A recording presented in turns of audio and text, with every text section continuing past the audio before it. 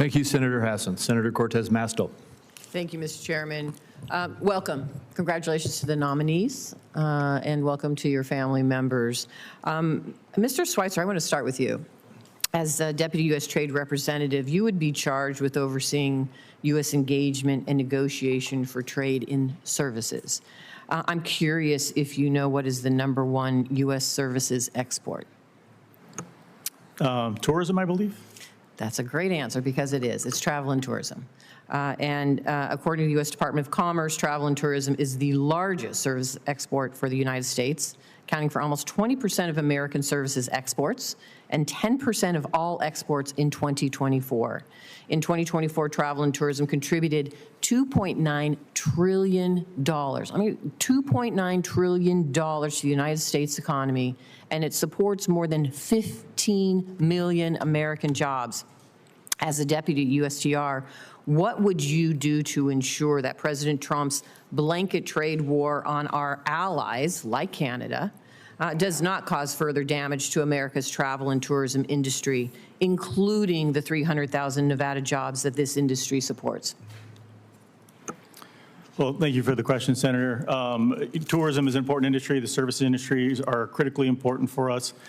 Commerce actually runs our sort of tourism promotion policy, so I recommend sort of reaching out to the Commerce Department directly. You don't have to lecture piece. me on what Commerce does. I know what it does. And let me just say, I was just in Canada with my colleague, Senator Hassan. The impact that the tariffs have had on travel and tourism in this country is documented, it's legitimate, and that's in your bailiwick.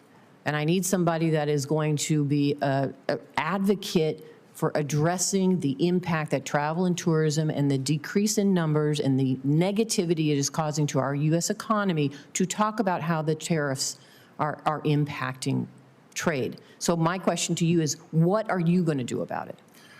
Senator, I can commit that I will, learn as much as I can about the specifics of tourism, your state, how we can further encourage tourism to all over the United States, to the extent that any policy is impacting that, whatever that policy might be. Are you familiar with Brand USA? Yes, I am. Great. So you're familiar with the travel and tourism policies and the programs that we have set up for this country. It's not just Nevada, it's for this country. I hope you will be an advocate. I look forward to working with you and having you develop a strategy to really talk about what the impact these tariffs are having on our trade, travel, and tourism in this country. It's not just about Nevada, but we are seeing a direct impact because of it. So we need to work together. I only have so much time. Let me jump to one other issue. Mr. Switzer, in recent days, the administration has announced trade deals with several countries. Neither Congress nor the public has seen actually the text of most of these agreements.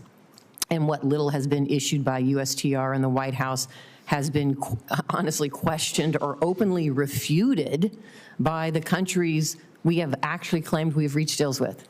And so, Mr. Switzer, in your opinion, what is the value in a trade agreement that is not legally binding, does not come through Congress, has no written enforcement mechanism, and can be unilaterally violated at will? Thank you for the question. I think there's a huge value in my, over 20 years experience, much of which working overseas in our embassies. My experience showed that when the president gets together, whatever president that is, with the prime minister or president of another country, and they set the policy direction, they tell not only the U.S. government, but it's the other country's government officials who now know that this is what our bosses told us we are going to achieve. Many, and again, I can only speak what I know as much as you do. I'm not actually in USTR right now. I know what's in the public domain, so you know as much as I do. These agreements will be structured as executive agreements. We have a number of executive agreements. When I worked at the Department of State, we negotiated executive agreements on science and technology, on health, on climate, all sorts of things. None of those required congressional approval. Wherever these agreements require statutorily congressional approval, we will seek congressional approval. Ambassador Greer is committed to— Do you think it's important that there is congressional approval? wherever it's required, we will definitely follow the law, and we will do that. There are Because they're not cases- doing it now, but I hope you use your voice and your commitment today to follow the law to make sure that that happens. My time is up. The rest of the questions I will submit for the record. Thank you. Thank you.